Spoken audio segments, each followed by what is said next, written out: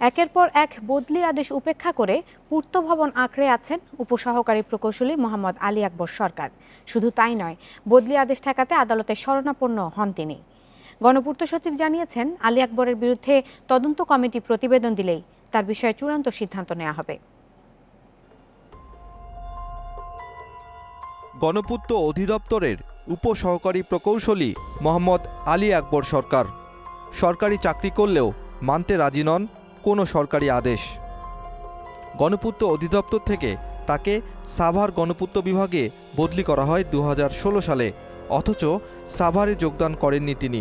এরপর বদলি করা হয় খুলনায়, যাননি সেখানেও। উল্টো বদলি আদেশের বিরুদ্ধে রিট করেন, তবে রিটটিও খারিজ হয়ে যায়। সরকারি নির্দেশ অমান্য করেও মাসের পর মাস বেতন পাচ্ছেন এই কর্মকর্তা। এ ব্যাপারে তার কৈফিয়ত চান প্রধান প্রকৌশলী ও পূর্ত সচিব। পরে তার বিরুদ্ধে বিভাগীয় মামলা হয়। এরই ধারাবাহিকতায় গঠন করা হয় কমিটি। ওই কমিটির রিপোর্টের পরই নির্ধারণ হবে তার ভাগ্য। গণপূর্ত সচিব শহীদুল্লাহ খন্দকার জানিয়েছেন, আলী আকবর সরকারের বিরুদ্ধে আনীত অভিযোগ সব সত্যি। এর ভিতরে যেগুলো দেখছেন গুলো ঠিকই আছে সবকিছু, এবং আমরা অনেক চিঠিপত্র দিছি। মামলা তো ওই যে কত প্রসেস আছে, ওটা লাস্ট পর্যায়ে প্রায় লাস্টে ইনকোয়ারি চলতেছে। আমাদের মন্ত্রণালয় একজন জয়েন্ট সেক্রেটারি ইনকোয়ারি করতেছে, টাইম বাইন্ডিং দেওয়া আছে। খুব শীঘ্র বোধহয় আমরা ইনকোয়ারি রিপোর্টটা পেয়ে যাব।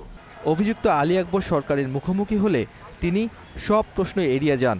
খোঁজ নিতে বলেন মন্ত্রণালয়ে। আমার তো কোনো ধরনের কোনো প্রবলেম নাই। আমার বদলি করছি খুলনা, আমার সিভিল ইঞ্জিনিয়ারে আমার ঢাকায় আনছে। আমি চাকরি করতেছি, আমি বেতন পাচ্ছি, আমি ডিউটি করতেছি। হ্যাঁ, থাকলে আপনারা অনুসন্ধান করতে থাকেন, কোনো অসুবিধা নেই। নিজেকে বঙ্গবন্ধু প্রকৌশলী পরিষদের নেতা দাবি করে প্রচ্ছন্ন ক্ষমতার জানান দেন অভিযুক্ত এই কর্মকর্তা। Abdullah Al Rafi, independent news, Dhaka.